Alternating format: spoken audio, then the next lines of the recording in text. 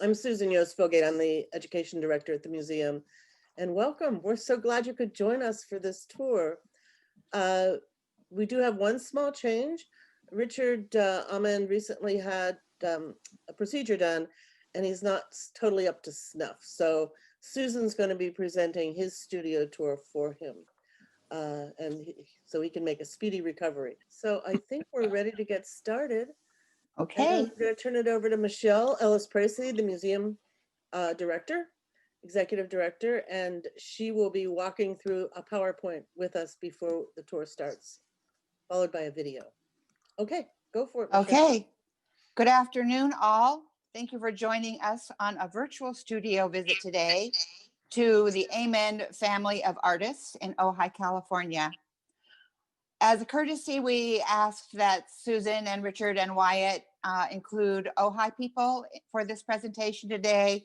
And that is very dear to my heart because I was the director of the Ojai Valley Museum from 2010 to 2015. And a number of people that I know they included to participate. I know you, and it's lovely to have you as part of us, although I can't see you today. So I want to thank you all for being here, including my Fresno Art Museum family, staff, and friends. Next slide, please.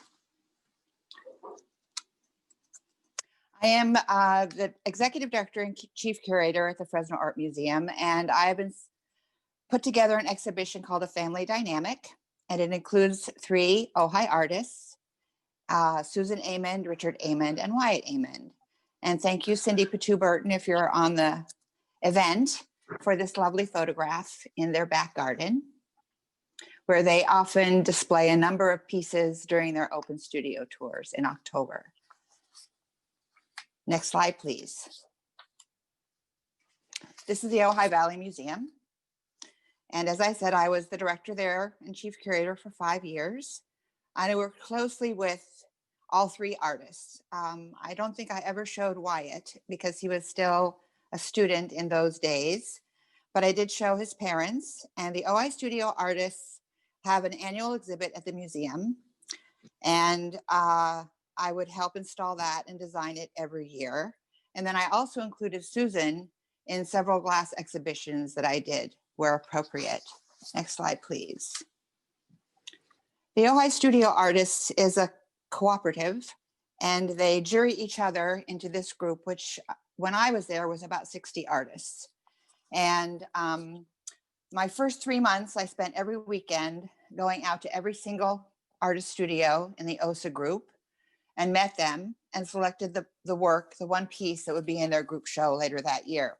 So right off the bat, I made sure that I knew them all because I knew how critical they were as a calling card to the community.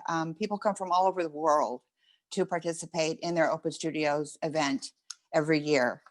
And it's also very lovely that the ticket sales and the money they raise at their reception go to support scholarships for high school and college students in art programs. It's a very philanthropic group, and they are the creme de la creme of the visual artists in Ojai. Next slide, please. And this is one of the exhibitions. We did it every year. And as I completed my tenure there, we had artist talks, which started to be scheduled throughout the show, which were fabulous, and they're being continued today from what I can tell. Next slide, please. This is an earlier painting by Richard Amend, where he uses a lot of gold and gorgeous blue paint. I just wanted to give you some sense of the work that was shown while I was there. And next slide, please.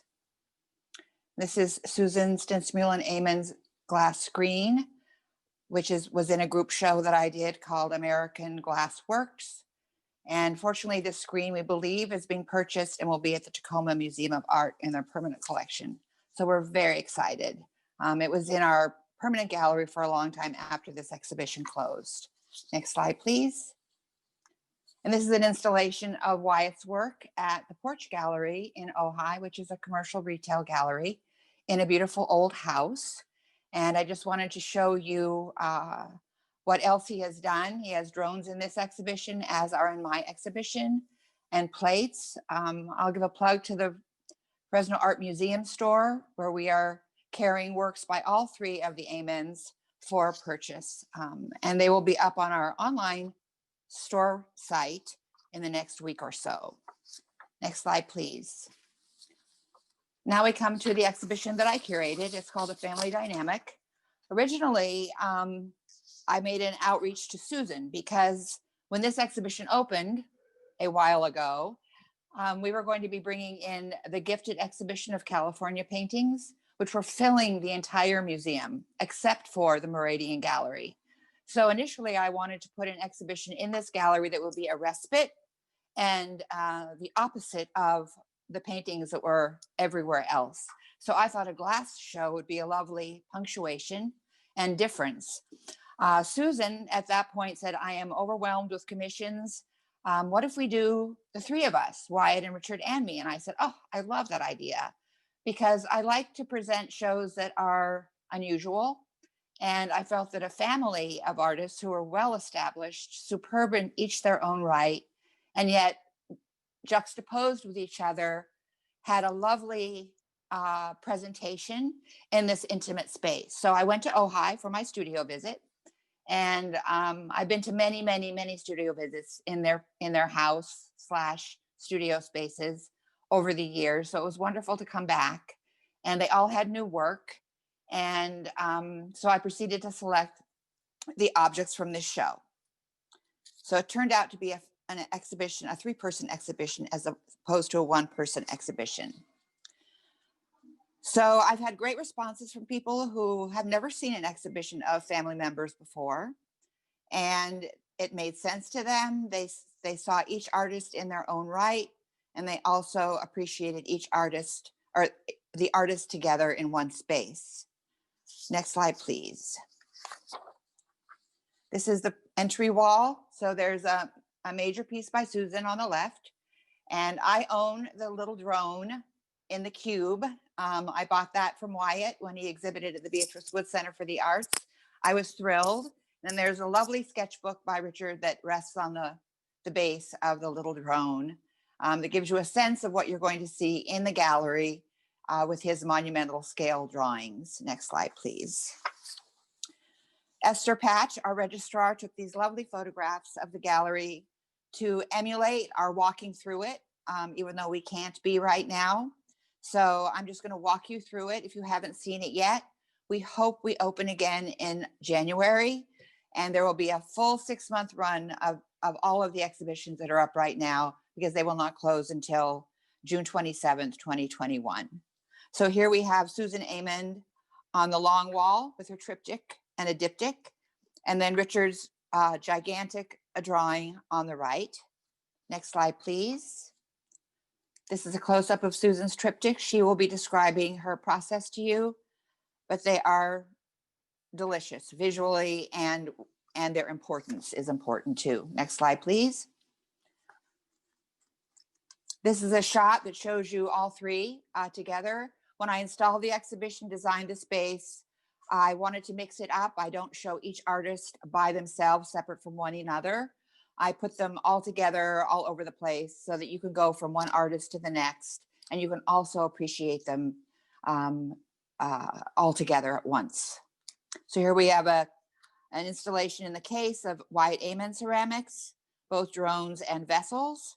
We have another huge drawing by Richard, a realistic image, and then another composition of 4 pieces by Susan on the right. Next slide, please. Here's Wyatt's installation in the narrow wall case. These are amazing vessels, little goblets, and then regular size goblets, but the finesse of his managing the clay is gasp worthy. Next slide, please.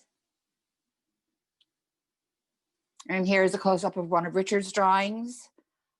He was a set designer and for Hollywood, and he likes to look back on his images of theater interiors and chandeliers and people. So this is a wonderful drawing. You can walk right into it. Next slide, please. Another close-up of Wyatt's pieces in relation to his dad's. Next slide, please. Interestingly, as I laid out the show, I decided to put my curatorial statement at the end of the exhibition. I wanted people to just enter the gallery, experience the feeling of it, and enjoy the works of art as presented. And at the end, I talk about how I put the show together, why I put the show together. And my hope is that once people read the curatorial statement, they'll go back through the show again, because it's a very intimate space and it doesn't take a long time to peruse the content. And so people have asked me, why did you put it at the end? But sometimes I don't like to guide people on how they're going to react to something. I want them just to have that experience themselves. Next slide, please. And so if you started back over again, this is the first wall that you would see as you entered the show with their title. Next slide, please. And here are the Aymonds at our wonderful artist curatorial talks and reception pre-pandemic. It was a great night. People from Ojai came and we had a great crowd and they all did wonderful talks up on stage. And so I wanted to end with this portrait of them in their space. And now we are going to go to a video by Michael Milano. This was produced, I believe, because the pandemic curtailed the actual open studio visits in October. So this was made in lieu of being able to go to the studios at all. So Susan, we can play the video.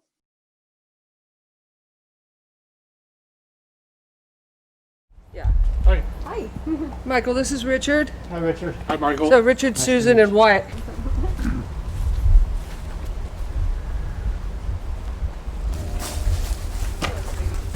So this is one of the outdoor branches of our family's studio. I do a lot of painting out here because the natural light is just so incredible. It's called plein air painting on Mars. It's a landscape, but I kind of everything through a very sort of abstracted filter. These are current paintings over here. I was a production designer, and I also and I know a lot of scenery techniques, and so I've kind of brought that back into this series of work where I'm doing. I've got the old wood graining tools out again. And also, there are even brighter examples of this, but I've been in a gold leaf attack probably for the last 2 years. That painting over there is from a series of very dark paintings about light. I'm almost like looking at the light source rather than the effect of the light source. We all kind of inhabit little places all over where we live here. I work mostly off of this table. This is a painting has about 4 more layers of things to go. This is the most recent painting. This is the painting that's going to go in the 2020 show. This is called Mandorla. And Mandorla, M-A-N-D-O-R-L-A, is it's like the glow or the halo around saints in medieval painting. But here, you know, this is also the gold leaf attack thing. And this little shape here, it has a real sort of anthropomorphic quality to it. It's sort of like, looks like stick figures, or a funny kind of oversimplified face. And in these paintings, there's a couple of points that I want to make. One is that drawing is kind of the foundation of everything that I do. It's sort of the building block upon which everything starts. But then I also have this 50-year history of being involved in, very abstract, systematic paintings of patterns and things. This is a painting. It's 4 feet by 4 feet. It's acrylic lacquer reverse painted on plexiglass. This painting is a few months old. You can see how little territory I've covered in 50 years. But I also wanted you to see, so I was kind of talking about the drawing thing being the foundation. These are the kinds of pieces that I do when I'm on the road or travel. I've always drawn. I went to the High School of Art and Design in Manhattan, and we learned the sketchbook habit. So this is out in Joshua Tree. You know, and kind of like, I don't know, it's like trying to crack a code, you know, trying to crack a visual code. We all know what Joshua trees look like, but then how do you really kind of get them to go somewhere else that's really incredibly elemental. I think elemental is really the word there. So this is all kind of mixed up and happening all at the same time. I've had artists come in here and tell me that they can't believe the range of my practice because I'm doing these very abstract paintings, and then I'm also doing drawings and paintings like these. You know, and these two pieces are in a museum now. They're 5 foot wide drawings. This is kind of a take on having been to Paris and wanting to do a piece that was about what I saw as modern art in Paris. But I was asked to do an exhibition that took place in this box. Like, this box was the gallery. So this is like a monumental, massive piece that takes up the entire gallery. I think that's good. I think that's a wrap for your segment. 'Cause we have to Oh, keep it's up a with- wrap. That was the martini shot.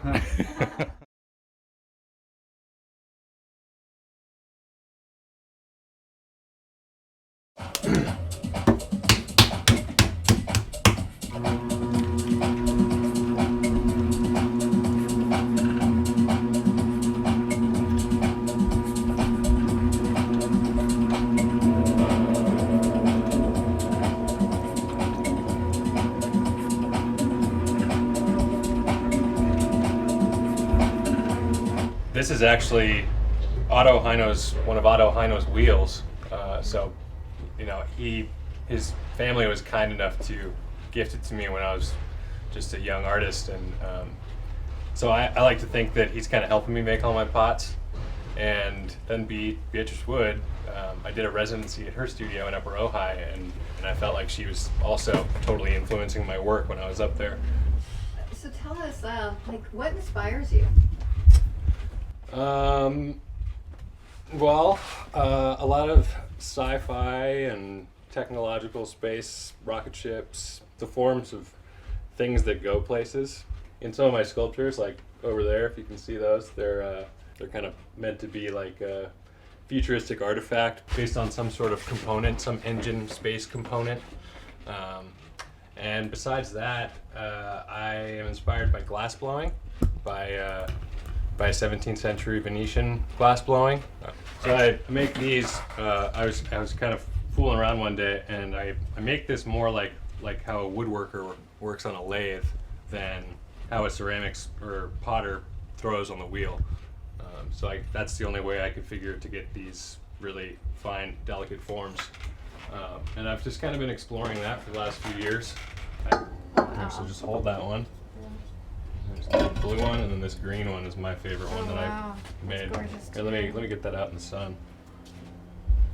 Here, check this out. The backside. I mean, Yeah. he does such a beautiful job. So this painting. is also this came from that reductive technique that I use. So I put it back on the wheel, flip it upside down when it's a little more firm, and then carve in all these lines. Let's Okay. go this one, and there was another one. The blue ball is behind you. Oh, and the blue ball. Yeah, okay. These The three blues? Those three blues and the salt shaker. Okay.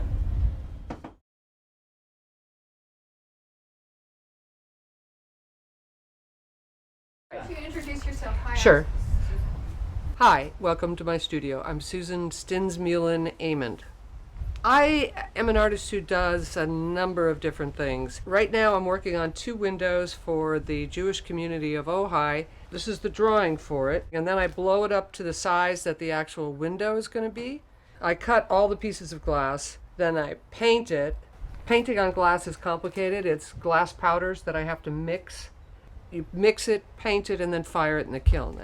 And then I put it together with lead, and then grout it, and then clean it forever, and then it gets installed in the building.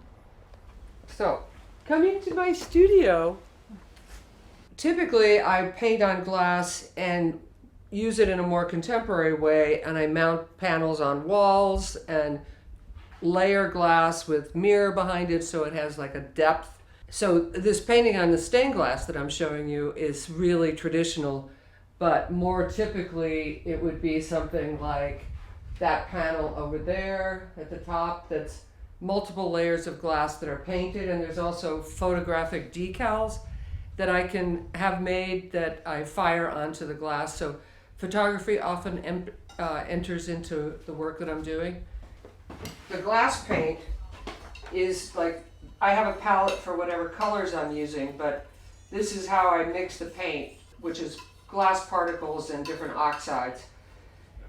I do want to point out that also kind of a big thing that's happening is this is behind to your right is a glass screen. I'm trying to place it in a museum or someone's home or so.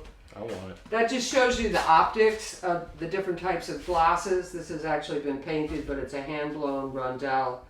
Clear textured glasses, some opacity, some distortion, Fresnel kind of lens that reverses the world upside down. It tells a story, kind of a visual story. I'm working it to try to get a place for it to live forever. But in my studio work, it's more, I'm a little more of a surrealist, and I like juxtaposing things that don't seem like they should go together. This is the grocery nude, and it's Magritte is a very famous surrealist, and I stole this truncated nude from him. He stole the nude from Matisse, by the way. And so I stuck her in a grocery cart. She's forever shopping. She's kind of stuck in a perpetual buying mode. And then this is another version. So this is painted and fired on both sides of glass. And this is actually a grocery list. And then on the background is a digital calendar and the ubiquitous palm tree, because I wanted to paint a palm tree. So that's more typical of how my mind works in the studio. I want to make things that I haven't seen before, or that complain about society or upset somebody, hopefully.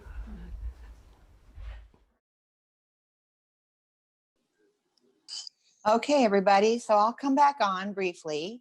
The next and final part of the program will be the studio visits, taking you into each studio. As we said earlier, Richard is recuperating from a procedure, so Susan is going to be Richard and take you through his studio first. Then she will introduce Wyatt, and then she will come back and do her own studio. I just want you to realize how special this is. So many people buy art without ever meeting the artist. They buy it from a gallery, they buy it from a showroom, they buy it at an art fair, and they don't have that amazing experience of actually being in the studio and selecting something that they love. The OSA Open Studios allows for that. So if you're interested in joining them, hopefully next October in 2021, they'll be having them again. And you can go to their website, which is ohaistudioartist.org, and explore that. So Susan, we look forward to your taking us to Richard's studio, and take it away. Hello. Yes, this is sort of an ad hoc situation where we expected Richard to be better by now, and he really can't get around very well. So, I want to say that the videos, I'm have a pretty comprehensive, like general view of what we do and what our studios are. So I'm going to try to just focus on some details that were not covered.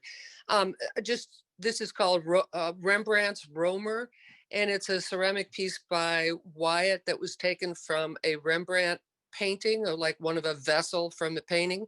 And then Richard painted his in gold luster, which again, I'd say that Richard said he had gold attack. Well, all of us have worked with gold lusters or gold leaves. So anyway, this is a combination of a Richard painting on one of Wyatt's vessels, and it has, the pattern is actually of gold trees, which I will show you in a minute, or gilded trees, I guess. And you saw this, his explanation of this lit light box that's like 12 by 12 cube.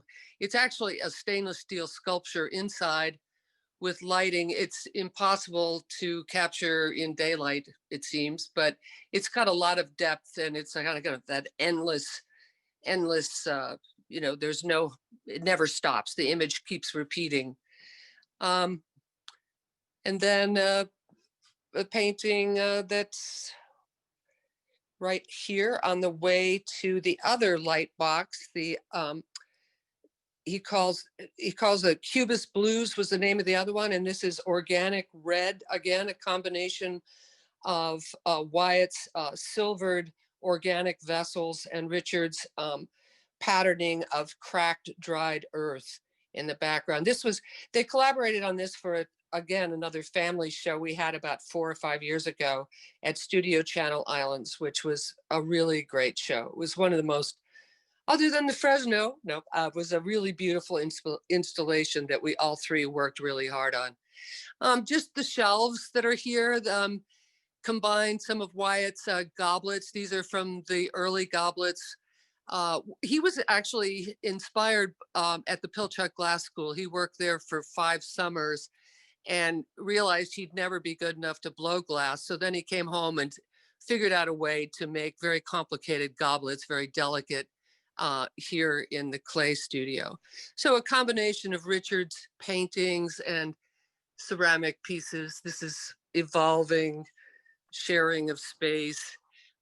Richard and Wyatt actually have a space outside where Richard paints and Wyatt fires all his works, but right now we're not going there. That's all I'm going to say. But okay, so I want to just show you this. This is a really, Richard has done the gold trees quite a bit, and they're so beautiful. People just love them. It's one of the most, he repeats this series started with some drawings he did for a public art job in Ventura at City Hall. He didn't get the commission, but he's made beautiful, these tree studies that are kind of a Rorschach. These are called Gilded Trees, and it's a archival print that he goes back and paints with gold leaf onto the piece. And they really, in a way, it reminds me of what I do, where you have a surface that's rendered and you can see into it, but also there's a material on it that reflects the light. And so it has this kind of dual visual, this is my handheld camera, by the way, my phone. So it has this visual that's functions in 2 ways, reflected and going into the visual space. Just to glance over here at some of the gold leaf tools and the gold leaf pad. It's really hard to work with this stuff. And then the debris here, which someday will melt down and make a beautiful gold jewelry for me. Just again, to go into some detail, he mentioned the wood grain tool. These are smaller pieces, but I love the way he has that systemic structure that is like a grid system of sorts. And then on top of it is another structure that is actually organic. And in this case, it's gold leaf with the wood grain pattern on top of that, which harks back to his days as a production designer. Susan, can you turn your phone horizontal? It is horizontal. Oh, okay, because everything's sideways.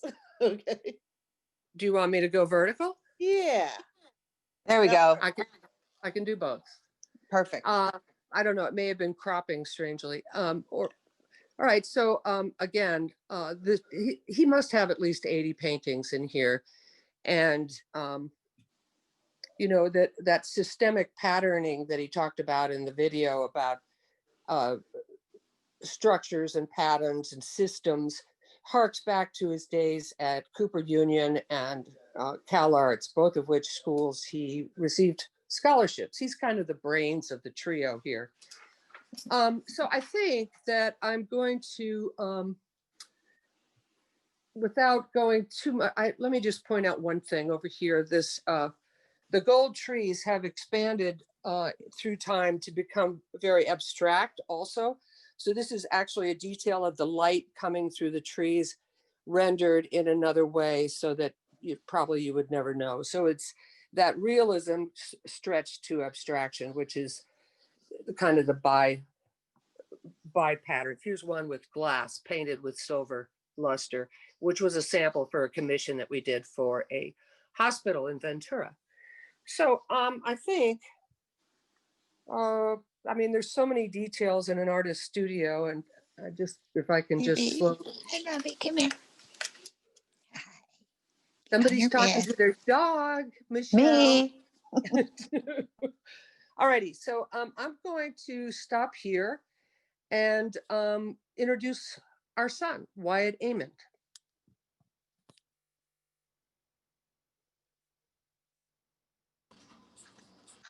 Am I up? Yep. Hi, everybody. I'm Wyatt. Is the camera focused on me? Am I the center of attention now? Hello? I've got you spotlighted. Got me spotlighted? Do I look okay? I've just been trying to not do weird things the entire time in case someone's accidentally looking at my screen for some reason. But my name's Wyatt. This is my studio at home. You can kind of see back there, stuff everywhere. I'm kind of going to do like a little walkthrough, like what my mom did, or mother, I should say. It's more professional. And just for the record, it's not that I wasn't good enough to blow glass goblets. It's that I didn't have enough time to practice. All right. It's hard to get up to the deck all the time. Hard to drive down to LA and practice. Mom, mother. A thousand pardons. Had to say that. Also, you should mute yourself. So, yeah, I'm just going to talk about some ceramic stuff. I feel like after watching that video, you got a taste of my inspiration. I'm not that great at talking about it, but I really love throwing on the wheel. And I kind of transfer between three different types of work, which is the sculptures, which you saw in the show, and then the which I call propulsion drones. And then there's the goblets, which are based off of 17th century glass blown forms from Venice and Milano, the island of Milano. And then I do kind of my own functional work. Hey, Mom. I can hear myself on your phone. So great. We're all right here together, always. So anyways, yeah, I make three different types of work. And so I also do the functional work, which is, bowls, plates, mugs, all sorts of useful, usable things. So I'm just going to walk around the studio and kind of show you some of those things. And then I guess some details like what Mom did with paintings and all that. So I'm going to turn the camera around and kind of slowly walk around. I'm actually sitting at my wheel right now. So this is my point of view. It's almost as if you just made this pot. Just kidding. You could though, you could. So without giving everybody too much motion sickness, I'm going to pan around my studio nice and slow. So here's where I take all of my fancy photos. Here's some mugs. These are some cups called roamers that are 17th century German glass blown forms, but these are all ceramic. I'm going to show you mostly stuff that's ceramic. Here's a bunch of random projects. Here's a couple of drones, some propulsion drones, and I make the steel stands as well. I kind of mentioned that I work reductively, like on a lathe. So I'm going to walk outside here. Actually, I'm going to walk back inside and show you some goblets. So these are pieces that are based off of 17th century Italian glass-blown forms. And like I said, they're made more like how a woodworker works on a lathe. I carved down larger chunks of clay. Like this is actually a much thicker piece. And then I work reductively to get those very sharp points and very refined lines. And then I kind of just make random sets of them, but I usually make them in, you know, matching color schemes. So here's a self-portrait. I'm pretty delicate though. I wouldn't break all my stuff if I was the Hulk. So here's some of that functional stuff that I was talking about. Vases, jars, cups. Here's some earrings. I kind of dabble in all sorts of stuff. Some earrings. Here's some martini glass earrings, some Cosmo earrings, as I like to call them. So I kind of like, yeah, like I said, I like to dabble in all sorts of things. Here are some flower vases for, you know, different types of flowers. Started making these pictures. Yeah, so it's just a sample of all the different functional stuff that I make. Sorry, I'm moving the camera a little fast. I'm gonna go outside a little slower, a little more controlled. And these are some of the bowls that I've been making recently that I'm really excited about because I actually treat them kind of more like paintings. They actually all hang on the wall. So I don't know if Michelle's gonna show any images of, or if those images were shown, I may have missed them earlier, but they install on the wall with a little cleat system that I invented, I don't know. And I kind of treat them more like paintings. So all these bowls are like layered glazes, and it's cool to see all the different, all the ways they react with the different amounts of glaze and how they melt down into the bowl. So I'll show you the backside of them. So like I said, I treat them all reductively, and that's how I'm able to put these super precise lines in. Oh, it looks pretty trippy on all the cameras on my screen. And then here's a couple of the propulsion drones that, you know, I'll do some close-ups of them. And these are made with different components, different ceramic pieces that are all kind of cut and measured to fit inside of one another.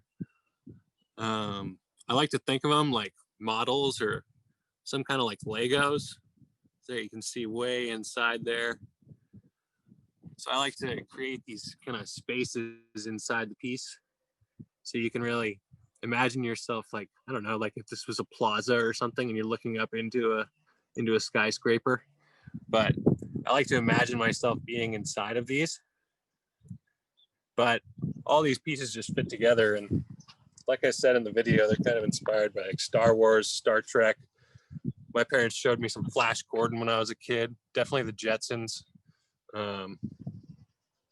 But yeah, I think the precision aspect is pretty prevalent throughout all the work. And I'm gonna turn it back around, and definitely am happy to answer questions after the fact. But right now I'm going to show you the most beautiful thing on this property. Her name is Siggy, and she's the best. Hey, Siggy, look at the camera. Look at the camera. Look at the camera. Siggy, hey, Siggy. Hey, look at the camera. Yeah, see? Look. Oh, there she is. Yeah. All right. See? Oh, yeah.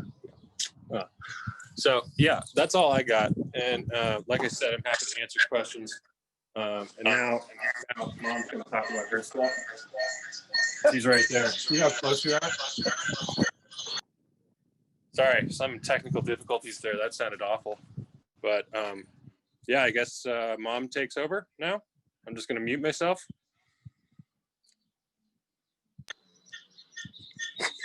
I haven't used.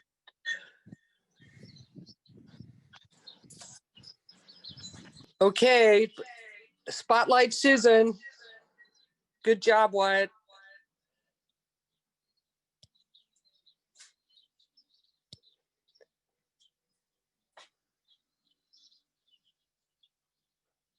Susan, do you want to put me on? Okay. All right. Sorry, I couldn't find you. There were too many pictures. Okay. Well, I'm going to try. You want to turn your volume down? I'm going to try to just show you a few details that were not talked about in the video. This is entering my studio. This is a smaller work, a sketch sort of. It's painting on glass with platinum, and it kind of talks about the value of art. And another piece that looks very sort of medieval, but it's a big 5 advertisement. I was thinking for a while about like advertising and what we want and what we need. I don't know. I guess that was with the when the financial crisis of 2008 happened. I just started thinking, who wants art? And what's the value of art? What's the value of anything? So I just wanted to say that these prints that are up here, I work on paper and glass primarily. These are silkscreen prints that I put watercolor on, and they were prints that I made at the Pilchuck Glass School. I've taught at that school and loved that school since 1980.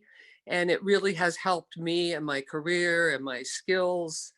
But some of these, they're called Brilliant Cut, and they're based on cut glass patterns. But some of these are in the exhibition and some of them are in the gallery museum store. A watercolor here, patterns, painting of blown glass and ampulla. So hot glass has entered into my world as subject matter as well. And then some pieces, some collaborative pieces with Wyatt and me, where I'm painting with glass paint on ceramics that he makes, and some blown glass pieces that were made for me at the Pilchuck Glass School. These are sort of maquettes, not sort of, they're maquettes for a very large sculpture I did at a place called The Collection in Ventura County. My table of extraordinary brushes for various techniques. I think I'll show you a little bit more detail. I paint on glass on the light table, and that's what this is. And these are a couple of pieces that use the photographic technique that I talked about, where I can send images to a company and they send me back a glass decal that I can fire onto the glass and then come back and paint on top of that. So it's one thing to have a hand-drawn image, and it's another thing to have photographic. So there's intention, different kinds of intentions with different approaches to whether it's drawing and painting or painting on glass. So I like mixing it up as, like different aspects of thinking about a topic or a subject. These are works on paper that I'm showing you right now. This piece was taken from a detail from a desk calendar back when I had paper calendars. And then several pieces that are either samples or studies that I did to develop a technique, something that reminds me, don't forget about the historic way that 16th century painting on glass existed. I was just seeing if I could do it. And then this sort of not so happy face. These are paintings on glass as well. So these the light's really strong coming through here right now. So it's kind of beautiful, even though these are randomly placed pieces of glass. This is a diptych that just came back from another museum that nobody could go see the work. Anyway, this is called A Man's Chair. And again, I started this series of painting on glass and then putting that painted glass on top of drawings back at the Pilchuck Glass School when I was part of the Hauberg Fellowship in 2001, right after 9/11. oh no, actually we had the Hauberg Fellowship before that, but then we had a show at the Traver Gallery right after 9/11. So this is kind of this is a doodle that I often make, but it reminds me of a knitting pattern. So it kind of, you know, there's painting on the wood, there's painting on the back side of the glass, there's painting on the front side. So it's kind of a deep drawing, and there's different scales to the doodle. So it reminds me of the passing of time. We already mentioned this screen, and now we're a little further along. Somebody might be buying it and donating it to the Tacoma Museum of Glass. I just want to emphasize again that the way I paint in several different ways with the historic painting on glass, which is same process has been used since the 12th century. One is painting on these clear panels of glass on both sides, and then not framing it. It sort of, I feel like the imagery is suspended in space because the glass is transparent. And, you know, you couldn't do this, you know, like if you have a window and you paint on the window, I don't know. It's just, it's a more contemporary way of thinking about how, of dealing with painting on glass. And then I also feel like it's, you know, it's something that we don't normally see. I really do like to feel like I have, I'm going into new territory when I'm in my studio, as I mentioned. This is the commission for the Jewish temple here in Ojai, the last of 8 windows. The story of this, there were 6 windows that I did in 1994 for the Jewish Museum in New York, and they had to change things up in the site where they were installed. So they called me and said, is there another place in the world? We're calling you first, artist first right of option. And I said, yeah, there's a place here. And so they shipped these 6 windows. They're basically 3 feet by 4 feet that I did in 94 and shipped them to the temple here, and they're installed. And then I've made 2 other windows in recent, like in the last 2 years. This one's not done, obviously, but it's just sort of a miraculous story of something coming back. I mean, when I do a commission, I rarely go see it. I rarely spend time with it. And now it's in my hometown and people love them and they have meaning and they don't look antiquated. I just wanted to show you for a brief moment that glass painting process is really kind of laborious. It's this, like I said, it's the same as since the 12th century. Any imagery that you want on stained glass has been used with applying it with glass powders that are mixed with water, gum arabic, and that's what this is here. So every time I want to paint, I have to mix up the paints and get them to the right consistency and then apply them to the glass and then fire them in the kiln. And I think I'll just take you out there to okay, so I'm going to move a little quickly. I hope you guys are just like not getting dizzy with all this. A little more advertising. This is what I see outside my window, outside of my studio. I want to point out this tool. It's my wet belt sander, and it's probably 60 years old. No, I did not get it when I was 10. Some people had it before me. But it's what I use to sand and shape the glass, and it makes a lot of noise and water goes. It's like a sanding belt, but anyway, I love that machine. This is something Richard and I did a big commission for the hospital in Ventura, and this was a sample panel. The panels looked like this, but this was a sample that I did to show different ways that the glass would look with painting and photography. All of this glass is from Fremont Glass in Seattle. It's a beautiful hand-blown glass that they make there. And the same on this. This is the rest of the panel that I'm making for the temple. And it's on its pattern, and these are the pieces that have not been leaded together. I use lead or copper foil. So most of these pieces have been painted. So it's laborious and very detailed, and I want to shoot the designer, except that it would be called suicide. Anyway, it's just taking time, and COVID doesn't make me want to rush through anything except the disease itself. Here's the kiln. I think we showed it in the video, but I just wanted to. It's basically called a coffin kiln, and it's made precisely for fusing or painting on glass. I go to about 1200 degrees when I fire the paint on the glass, and I really like the idea of combining this ancient method and trying to give it a new context, and with a sort of a surrealist twist to making and methods and imagery.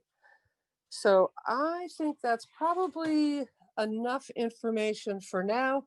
So I'm going to throw this back to Michelle and Susan, and if there are any questions, I think we're ready and open. Thank you so much for coming today, and thank you to the museum for our show. It's such a beautiful installation, and I hope that people will be able to go and see it again. It's been there for almost a year, and it was only open for a month. So that's the way it goes. But thank you, Michelle. All right, back to you.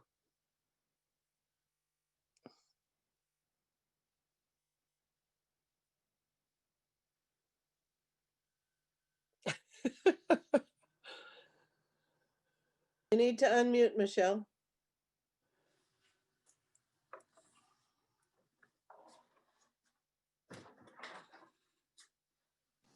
Okay, I'm unmuted. Okay, well, I think we had a lovely visit today. I hope those of you who have not seen the exhibition yet will come and see it when we do reopen. Our website always lets you know when it's imminent or not. So please check back with our website, fresnoartmuseum.org, if you want to know when we're open again, although we don't anticipate being open until January. If you have seen it already, I hope you'll go back if you're local and see it with the eyes now of the artists who made the work. I'm always honored. I've been a curator for 35 years now, and I never leave artists in a closet. I keep them in mind all the time when I have an idea for an exhibition. And I put some Ojai artists in my fiber art masterworks here in Fresno, which was back when I first came here in 2016. And I will bring them, all artists from all walks of my life, from time to time when it's appropriate. So I was thrilled to show Richard, Susan, and Wyatt together in my new space. And I thank them very much. It's a lovely, lovely presentation. So Susan, I'm going to let you talk and read out questions from the chat and have Susan or Wyatt answer them. Actually, there's really no questions in the chat. Okay. But Okay. if someone has a question, you're welcome to unmute yourself, or a comment. You're welcome to unmute yourself and talk. I just wanted to let everybody know that you can get our work in the gallery store, right? Yes. Michelle? Yes. Absolutely. Is it on the website? It will be. We're putting the consignments in last. We just launched our store publicly yesterday. So they're adding items as we go, and the consignment should be out by the end of the week. Thank you. We just got a question in the chat. It Okay. says, what do you think was your most collaborative family work? Probably me. Very true. Good answer. Essentially true. In terms of art, I don't know. I wouldn't say there's one particular piece, but I think just the times that we've shown together, we get pretty emotional. It's a cool thing, all being a team together, and we don't think about it too much because we all live together, and sometimes frustrations, come around and get in the way of that. But when we work together as a team on these, projects, these art installations and, show ideas, it's usually turns out to be a pretty beautiful thing. So I think we collaborate as a team the best. Haven't really made one piece together though. Just a thought.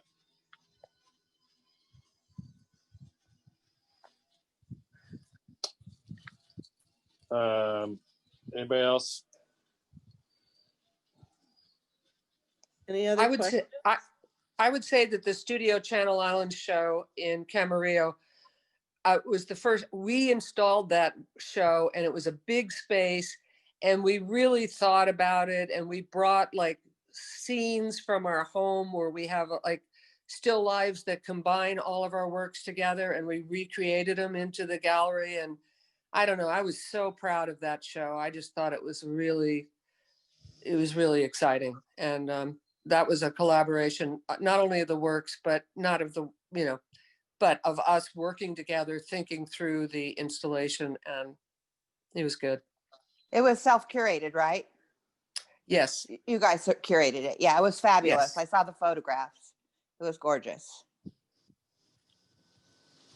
Do you share that on your website at all, Susan? You know what? I don't know. I don't really, I don't have a website. Yeah, she doesn't. I'm on Instagram, and I'm on, if you Google me, there's stuff comes up, and Wikipedia and things like that. But I don't know. The longer I wait, the more work there is to put on it. It's just like, oh, really? I should be doing it through COVID, but sadly, it's not happened yet. Can you go to the Studio Channel Island site and see the photographs? I've seen them somewhere. Oh gosh, that's yeah. I guess there isn't one place to see them. Okay. It was great. We did post them on Facebook and Instagram back when we did it, so that was like 3 years ago. Right. They probably are still up there. We did Yeah. get another question. I think it's directed to Wyatt. Can you talk more about your early exposure to ceramics?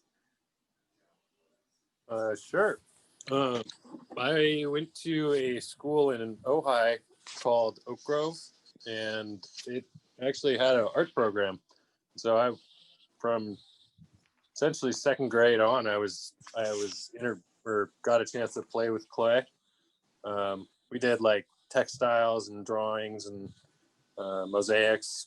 From what that's all I can remember at the moment, but a lot more too. But I always remember just being drawn to the ceramic studio, and I should have busted one out, but I have some pieces that I used to make still around the house from when I was, I think, 6 years old. So it's funny to see these like big bulky sculptures next to the fine, delicate ceramics that I make now. But besides that, I then went to a high school that had a ceramic program, and I learned how to throw. And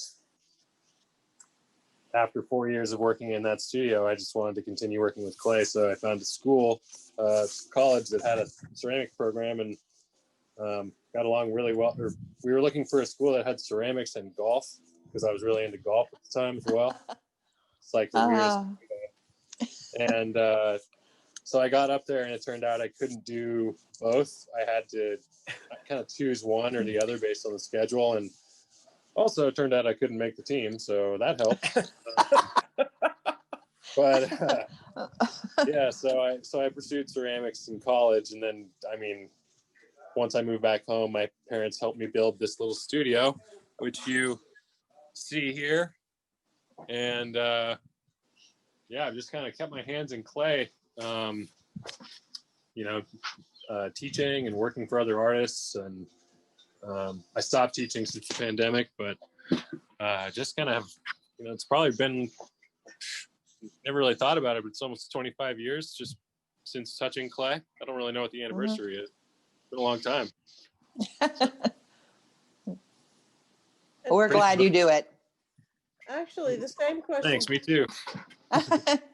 You do a great job. The same Yeah. question could be asked to Susan about how you started working with glass rather than just painting on canvas. Or That was just so haphazard. I was going to art school at the University of Texas in Austin, and I was just totally throwing myself at that. But I had a neighbor, an engineer, who was starting a stained glass studio, and he wanted me to work part-time as a designer. And once I started like cutting the glass and seeing what glass was, I just went, whoa, this is so amazing, this material. And so then I became a partner, and we had that studio in Texas for 18 years. And it became kind of a center for, I had visiting artists. I would call up people that I read about in magazines like Dale Chihuly and Bill Morris and Paul Marioni. And I would call them up and ask them to come, and they did, and they taught, and I met people. And then, I was doing commissions all day long. And then at night I would do my artwork. And when these other artists saw the artwork, they kind of nudged me into the next level of professionalism as an artist. And I was asked to teach at Pilchuck, and I became the first woman president of the Glass Art Society. And I was full bore into all aspects of the social, intellectual. Then I was teaching out of, I never had any training as a teacher. And it was really a remarkable journey that I didn't plan. And, but I just went after every little opportunity that was presenting itself. It was really a good life. Cool. Thank Yeah. you. I think we have time for just one more question that's on the chat. Has the pandemic affected your process or influenced any of your recent works? Go ahead, Wyatt. Well, I went through a period of kind of not being inspired, lack of inspiration. Didn't really want to make work. Kind of due to all the social shit that's going on too, with Black Lives Matter and women's rights and all this nonsense that should be just Fixed. I don't know. It's ridiculous. So that combined with the pandemic kind of threw me for a little loop. But then I kind of realized that, I love making art, and making art makes me feel better. So I kind of forced myself to start just making some cups and mugs and stuff. And from there, it kind of, I don't know, snowballed. And I don't know, randomly people started wanting my work. It kind of came out of the blue, but when you kind of get what you put out. So I have just tried to continue working throughout it all. And now I find myself in the studio basically every day, and my hands in clay every day. So I don't know if it's necessarily inspired too much work. I just find I'm making more of what I was doing before, which is different. It's not the same. I'm not doing the same stuff, but it's I don't know, a little more vigor, I guess. A little more kind of hard to say, but yeah. You're persevering. Also, I just don't really hang out with too many people, so it didn't affect my life that much. Just kind of hang out at home. And I play golf, so that's the only sport you're allowed to play right now.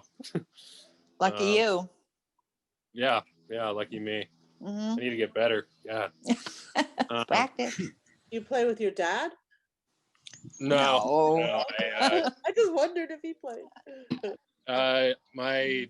It's kind of funny. My uncle was like a state champion in Florida back in the day, back in the 70s or something. And my grandpa, who was his dad, was really into golf, and then kind of skipped a generation. I'm really into golf, and I play all the time. And I've finally found a way to slang my ceramics to people that I play with. Cool. So, kind of funny. It's all coming full circle. Cool. I started making ball marks for my friends. But yeah, I don't know. Mom. Thank you, Wyatt. Yeah, the commission is like what I have to do first. And so it's become more of a pensive time for me, this whole COVID thing. I think that I kind of learned how to slow down in a way that I hadn't recognized for a long, long time. Like just maybe appreciating what's around me, like within arm's reach. I have been writing, but I haven't been like in my sketchbook, like sort of documenting I feel like it would be somehow documenting what this crisis has been, but basically I'm just trying to focus on the commission and also have taken time to look at life in a different way. I'm a little disappointed in myself. I keep saying, oh, you should have done your website. Oh, you should have like really done a daily sketch of the misery or whatever it was you were feeling that day. But you know what, I'm fine. I just want people to be more aware and at peace in some way, and that we get back into, it's been so crazy. Like, it's unimaginable what we've been through. And so I just think, those that can, if you can slow down and just sort of appreciate all those little things that we have and the little things that we do, and don't harm yourself any more than the world is doing right now. Yeah. So that's Excellent.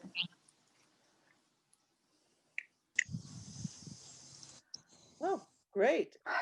Yes. time for lunch. The last comment is great event. Thanks so much for it. So, Yes. Yeah, thanks for setting it up, and thanks to everybody for coming, if you're still here. Yes. Billy. Ditto. Thank you. We had a great time with you. Thank you, everybody family. for joining us. Yeah. We'll see you for the Thank you next so one. much, everybody. Yeah. Really. Thank you.